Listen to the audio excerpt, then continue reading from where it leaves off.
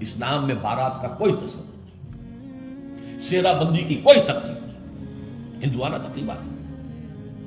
بارات کے لیے عربی میں کوئی لفظ ہی نہیں ہے، قرآن اور حدیث میں کیا ہوگا؟ عربی میں نہیں ہے، کوئی لفظ نہیں۔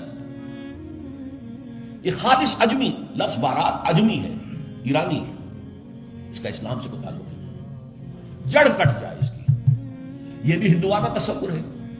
ہوتا کیا تھا، ایک گاؤں سے جا رہے ہیں، دوسرے گاؤں سے بیٹی لے کر آنی ہے، اور بیٹی کے ساتھ جہیز آنا ہے، اور راستے میں ڈاکو جو ہیں وہ لوٹ سکتے ہیں، تو یہاں سے جتھا لے کے جانا ہوگا، لہذا وہ جتھا بندی کر کے بارات جا رہی ہے۔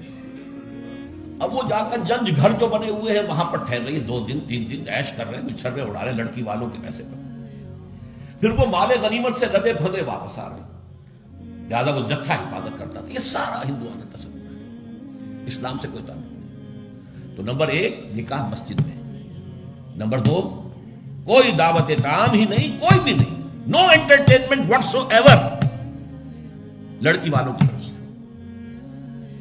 اجتماع جانبین مسجد میں، یہیں سے ڈسپرس۔ حضرت فاطمہ کو تو وداع کرانے کے لیے حضرت علی گئے بھی نہیں تھے۔ نکاح کے بعد کچھ خواتین حضرت فاطمہ کو لے کر حجرے میں چھوڑ آئی تھی جا کر، جو ایک انصاری صحابی نے حضرت علی کو دیا تھا، ورنہ ان کے پاس حجرہ بھی نہیں تھا۔ 3 باتیں ہو گئی۔ چوتھی بات، ولیمہ جو ہے اس کی تاکید ہے۔ یہی وجہ ہے کہ جب یہ شادی پر مکمل پابندی لگائی گئی تھی، میں نے اشتہار دیا تھا کہ ولیمہ پر پابندی نہیں ہونی چاہیے۔ لڑکی والے کے ہاں تو آپ سوچئے، جو دلیل میں نے دی اس کی نفی میں، نفسیاتی دلیل بہت بڑی ہے۔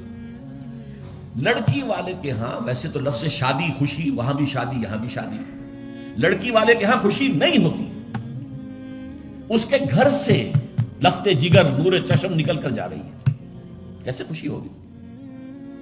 مائیں رو رہی ہوتی ہیں، انہیں غشی پڑی ہوتی ہے جب بچیاں نکل رہی ہوتی ہیں، بہن بھائی رو رہے ہوتے ہیں، باپوں کی آنکھوں کے اندر بھی آنسو آئے ہوتے ہیں، نمی آئی ہوتی ہے۔ میں نے بھی 5 بیٹیاں رخصت کی اپنے گھر سے، اور آنکھوں میں نمی آئی جائے، couldn't withhold my tears۔ پھر یہ صرف یہ تو ہوتا ہے کہ ایک ذمہ داری کا بوجھ تھا، آج اتر گیا۔ اسے آپ انگریزی میں سائی آف ریلیف کہہ سکتے ہیں، بس کوئی خوشی نہیں۔ اس کی مثال میں دیا کرتا ہوں کہ کوئی جانور اگر قربانی کے لیے 10-15 دن پہلے آپ لے لیں، وہ بکرا کو مینڈھا، اور بچے اس کے ساتھ ہل جاتے ہیں، پھر کھلاتے ہیں، لے جاتے ہیں، چلاتے ہیں، تو پھر وہ عید کے دن جب آپ اسے قربان کرتے ہیں تو بچے پچھاڑے کھا رہے ہوتے ہیں، رو رہے ہوتے ہیں، اتنا لاڈ اس جانور سے ہو جاتا ہے۔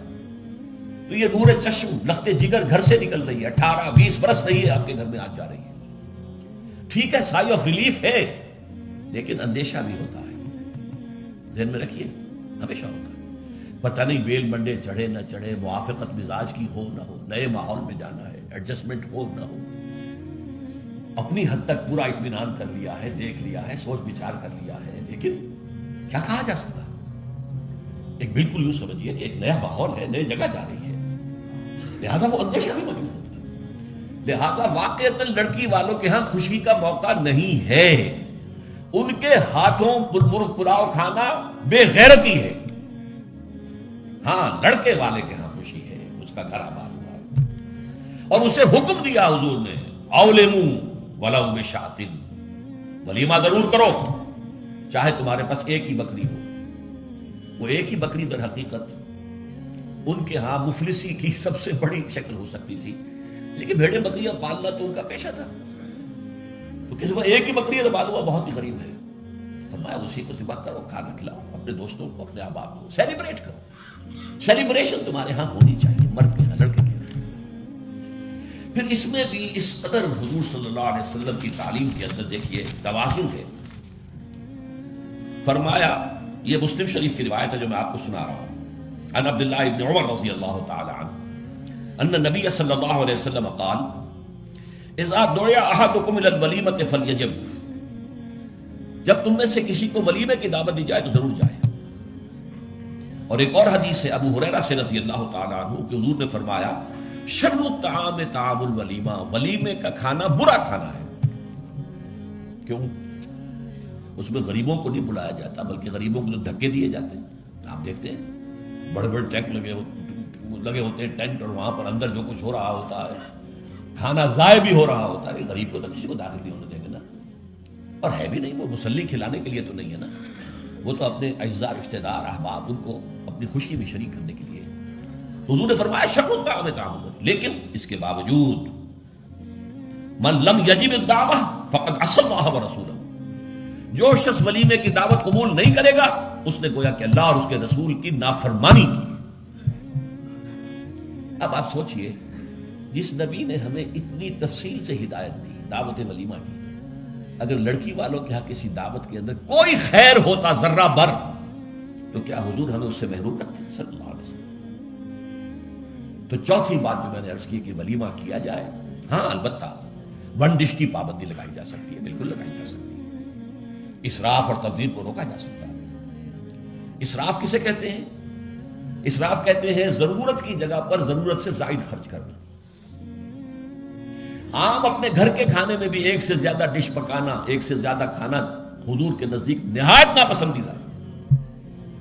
ضرورت ہے پیٹ بھرنے کی، ایک سالن روٹی سے بھی ہو جاتا ہے، آپ نے 4 4 5 پکا رکھے، یہ اسراف ہے. اسی طریقے سے اگر دعوت کے اندر بھی ون ڈش کی پابندی ہو تو بالکل ٹھیک ہے، اس کے اندر کوئی حرج نہیں. لیکن یہ کہ اس میں اب جو کیا گیا ہے کہ میٹھے کی اوپر پابندی، بالکل یہ صحیح نہیں ہے. میٹھا حضور کو بہت مرغوب تھا، پسند تھا، تو اس میں یہ کہ ایک ڈش میٹھے کی، یہ نہیں کہ 3 3 4 4 ڈشیں، دال کا حلوہ بھی ہے، گاجر کا حلوہ بھی ہے، اور فلاں بھی ہے، اور فلاں بھی ہے، اور پھر کھیر بھی ہے.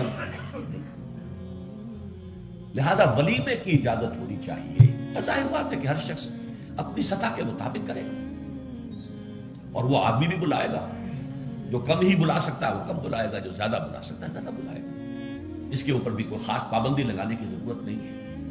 لیکن ظاہر بات ہے جو میں نے ایک بات کی ہے، اس سے شادی بیاہ کے اخراجات کا ایک حصہ تو بالکل ختم ہو گیا نا. لڑکی والوں کی طرف سے تو زیرو ہو گئے، نہ کوئی سیلیبریشن، نہ کوئی دعوت، نہ کوئی خیمے لگانے کی ضرورت، نہ کچھ اور ریسیپشن، کچھ بھی. کیسے؟ بالکل زیرو. لڑکے والے جو ہیں دعوت ولیمہ، اور اس کے اندر ظاہر بات ہے کہ اپنے ساتھیوں کو، دوستوں کو، اعزاء کو، اقارب کو جس حد تک بھی اس کے لیے ممکن ہے. اچھا، یہاں تک فرمایا ہوا کہ اگر تمہارے کسی بھائی نے نکاح کیا ہو اور اس کے پاس کچھ بھی نہیں ہے تو وہ ولیمہ کر سکے، اپنے گھر سے کھانا لے جاؤ اور جا کر اس کے ہاں بیٹھ کر کھا،